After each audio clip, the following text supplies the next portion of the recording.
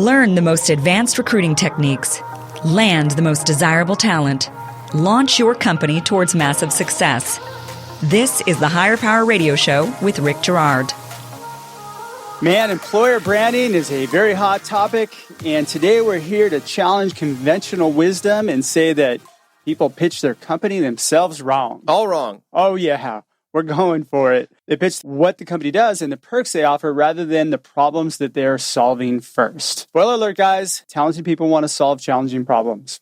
Today's quote, "A problem is a chance for you to do your best." Any idea who said that? I remember you sent it to me, but no, it wasn't recognizable. It's Duke Ellington. Who's Duke Ellington? He was I think he died in the 70s. He was an old-time jazz composer. Musicians are problem solvers, for sure. Absolutely. I liked him better than Lawrence Welk.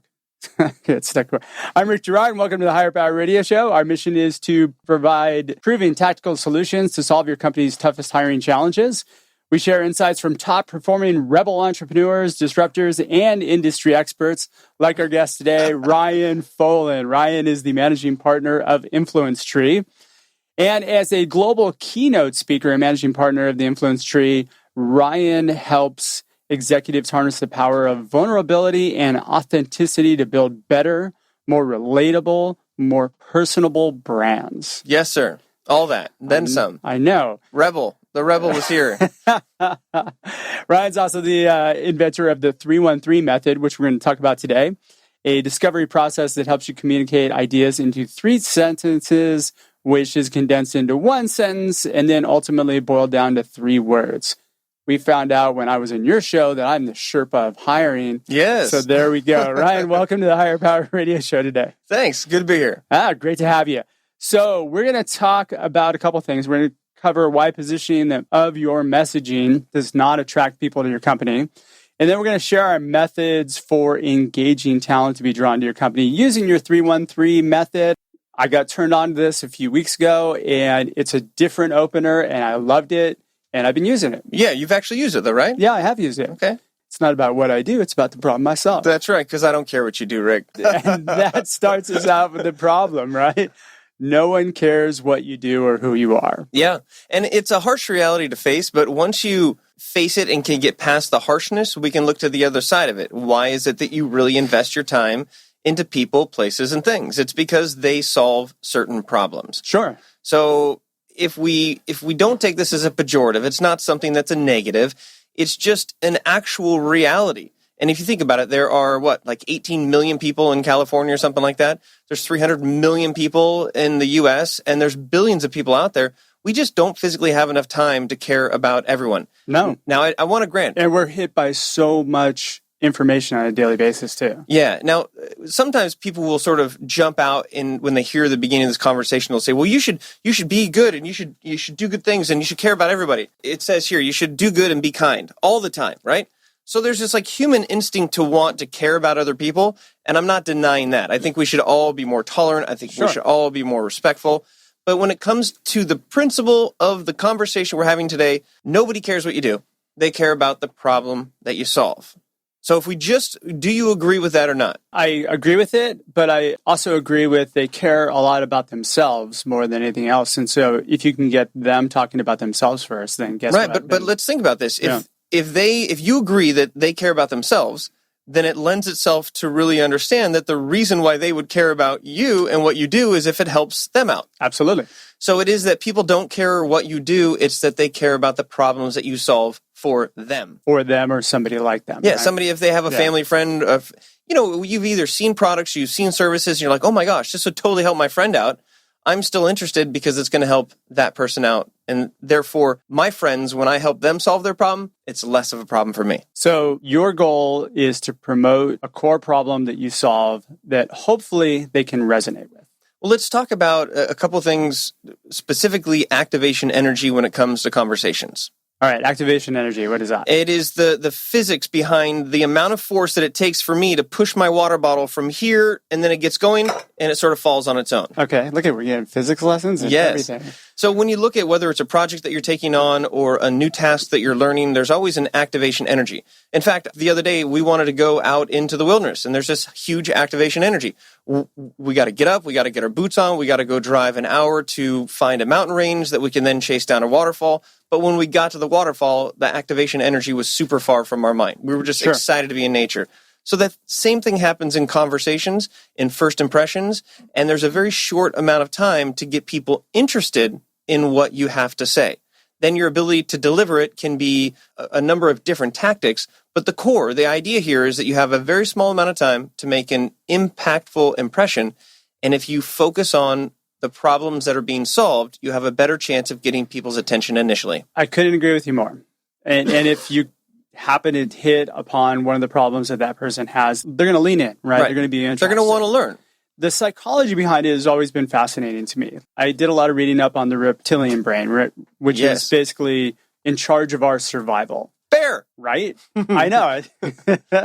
So it does fight or flight, it's sexual behaviors, it's anger, and then fear. And that's where fear resides, is in the reptilian brain, right? So you know what it's not? What is it not? Your reptilian brain, your mammalian brain, your croc brain does not do math. It doesn't do higher end function. If you talk to me about numbers, it actually is a threat to my croc brain. Sure. So the idea is that we often think that people are rational people, that they want to hear the numbers. Let's get to the basics. Let's cut to the chase. But if the chase has to do with anything that is done in the prefrontal cortex, you can't start with that. Exactly. What's important to me is not important to you.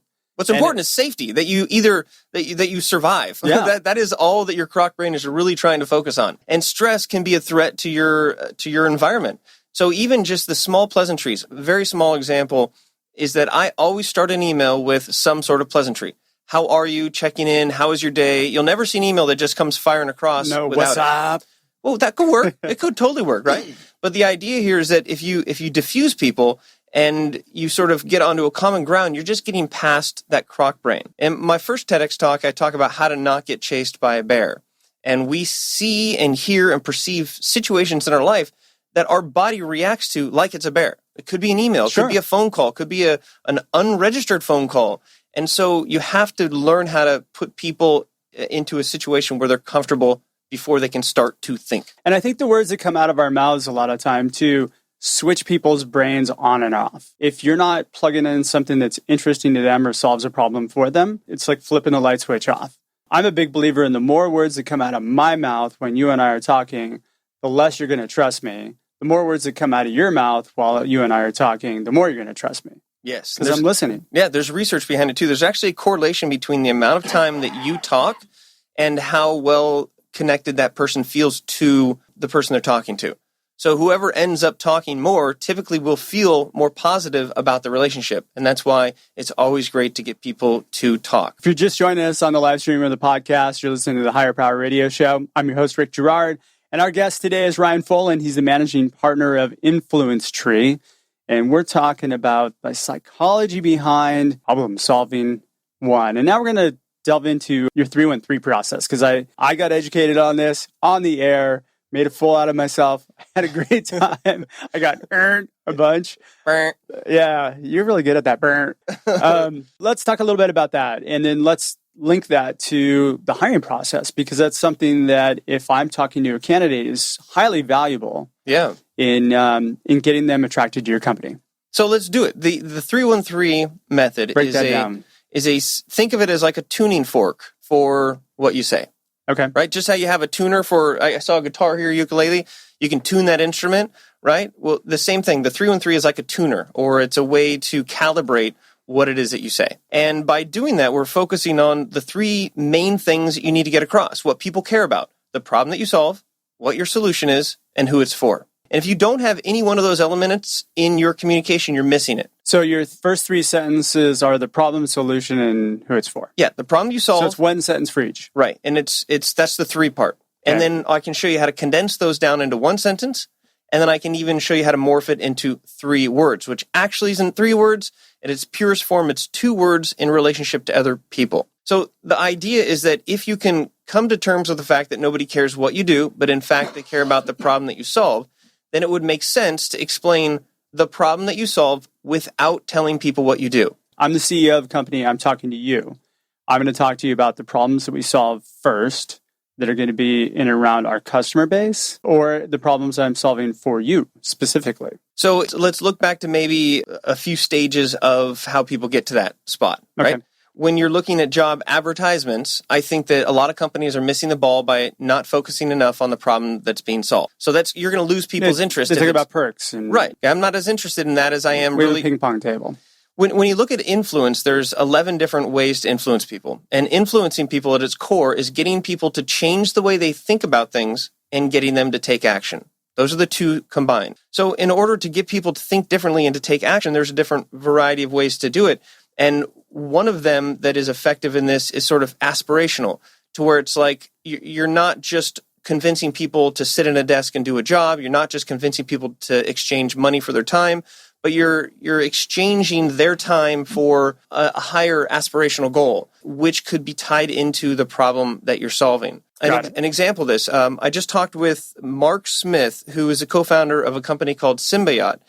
They just raised $20 million. They've got in their Series B, they went from 2 or 3 employees to 67 employees. And we were talking about this. He's basically building a blockchain system for financial markets. And we could spend 30 minutes and I can explain it to you and you could still be confused. But he was talking about how his hires, his messaging is to say, this is the main problem that we're solving in the financial industry. Do you see it's a problem? Yes. Are you excited about using your technological or your engineering skills to solve it? Yes, I'm in. His whole pitch to gathering these experts is to pitch them on the problem that's being solved. And if you think about it, you can pass by most of the technical stuff and just get right to the root of it. So by pitching the problem that you solve, you're using aspirational influence to get people interested. Now, if they walk in the door and then now they're looking at you as a CEO, there's a whole new set of dynamics, right? You've got to still get past the crock brain again. In that situation, I think it would be important to identify the problems that the candidate solves. Cut to that chase and see if you can match them with the problems that are being solved in the company. Almost think of it like a problem match. Sure. Then there's another core set of problems that most candidates have, which would be the problems they have with their current role, or their what I call their career wounds, or the issues they have in their current company that you can potentially solve for them by them joining your company. Right. So we got problems for days here, there's right? all kinds of problems. So you have to identify and distinguish the problem. So there's the problem that the company's solving. There's the problem that the employee might have, their wounds of their past company, and it's the problems that that individual can solve. So if you really look at it, think of it like a filtered lens, like a problem lens. If you can find a problem that you solve that will help a company solve their problem, and as a result, it helps to solve your problems of employment. Yeah, absolutely. Everybody's solving problems. And then also you're going to get greater emotional commitment from those employees when they're doing things that are bettering them as well as they're engaged in the problem that you're solving. Yes. And one thing I'd like to point out is that if we're talking about higher level employees of like managers, middle managers, that's exactly where we're on point with this.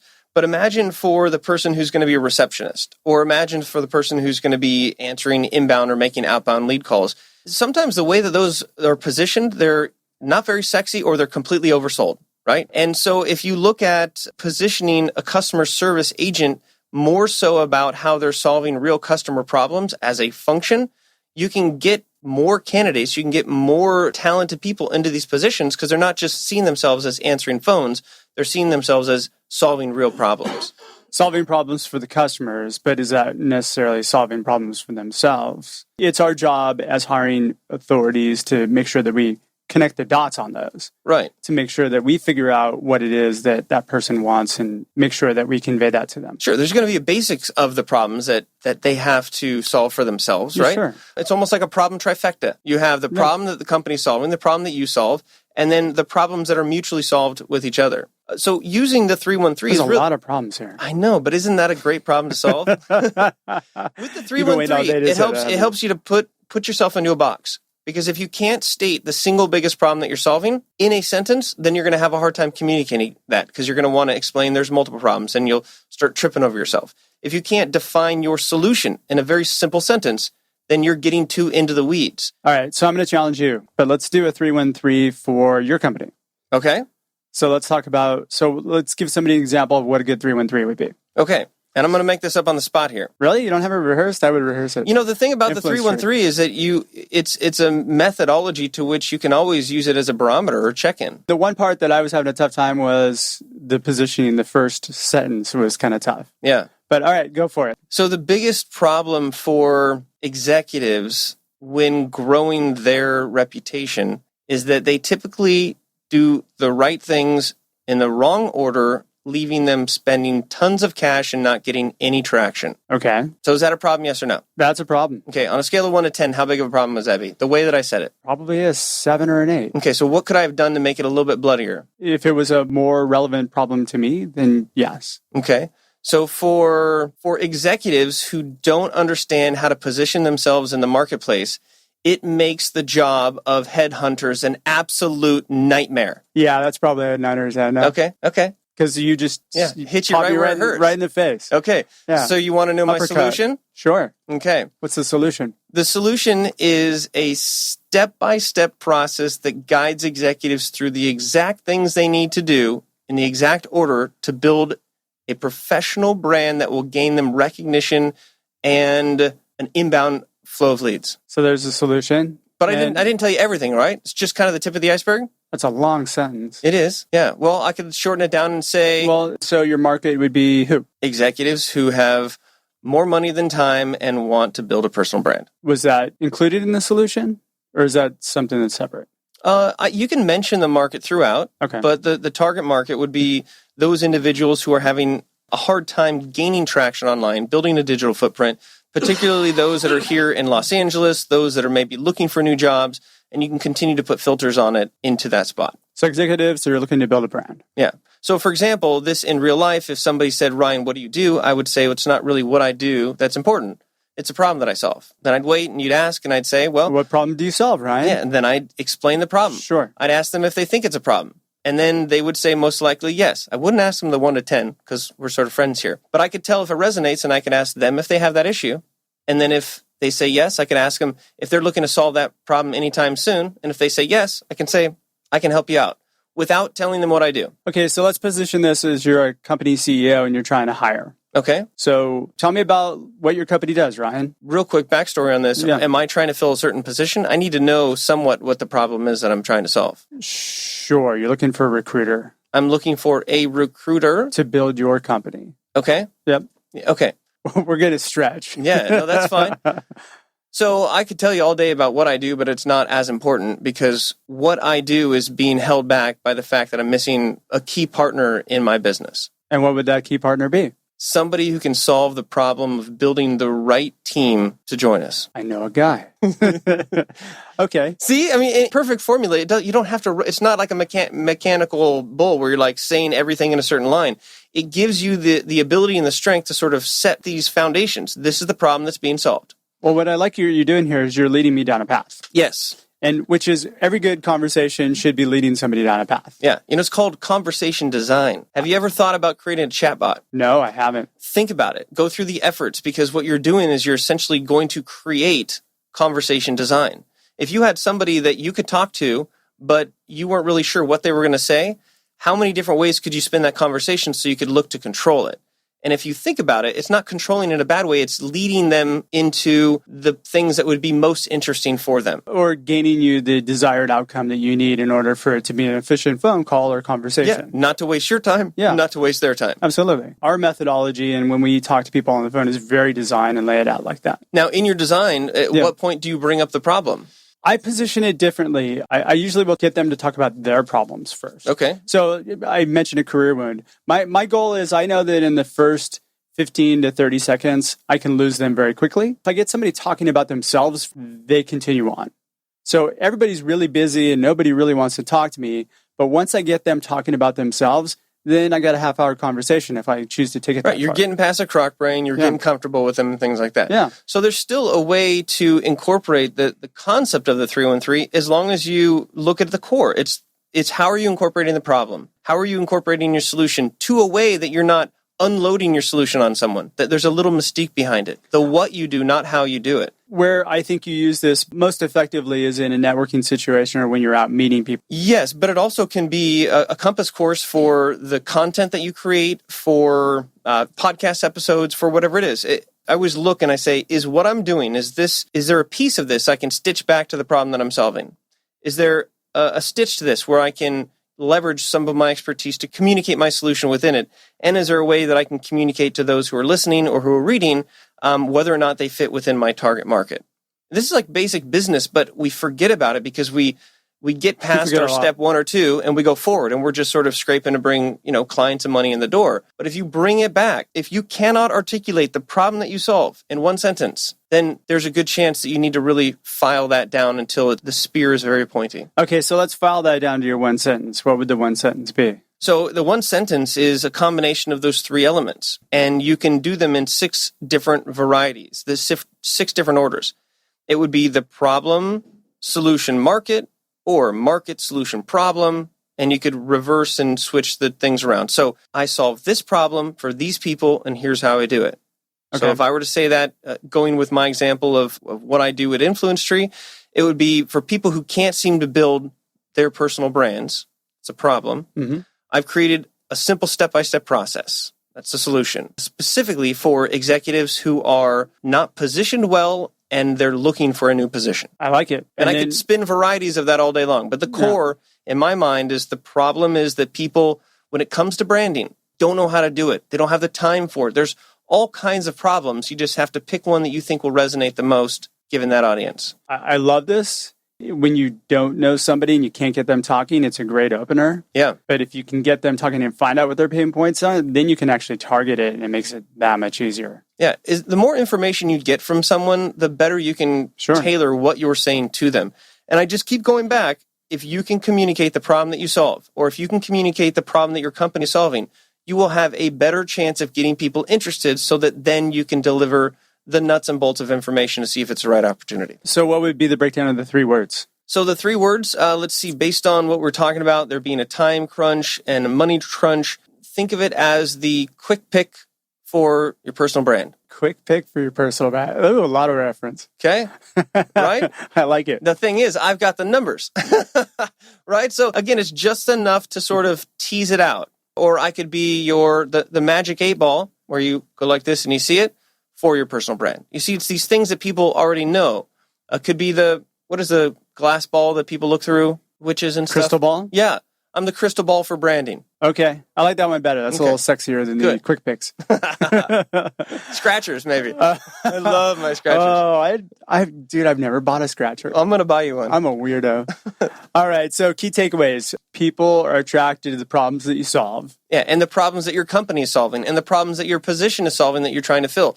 Don't forget about that. I've seen so many job descriptions that just talk about all the stuff you're going to do. Why not incorporate your job is to solve this problem? Your job is to help support the other employees who are solving this problem. Like, otherwise, it's just looking at a bunch of stuff I'm supposed to do. Man, Ryan, we're just about out of time for today's show. I want to thank you for your time investment today and welcome you to the Higher Power Radio community. Now, what's the best way for the members of our community to find you? Well, go to your local 7-Eleven and get a scratch. No, just kidding. RyanFoland.com. Everything starts and stops there. Spell it out. RyanFoland.com. And we'll have a link on the show notes. Yeah. And if you go to /speaking, it speaks about the problems that I solve. And at the very bottom, you can see my radio show and my 2 podcasts. Yeah, and his podcasts are great. And he can teach you how to not get chased by a bear. Yes. All right, I want to thank our listening audience for tuning into this week's episode of Higher Power. A quick thanks to our team, our engineer, Paul Roberts, our producers, Andrea Ballin, Shanti Ryle, and our creative director, Ayla Gerard. If you're listening to the podcast, please subscribe, review, and share. We love your feedback. Join the Higher Power Radio community at Higher, that's Hire, Power, Power, radio.com. Or you can follow me on Twitter at Rick_Gerard. I think I have like 200 followers. Whereas Ryan has like 2 million.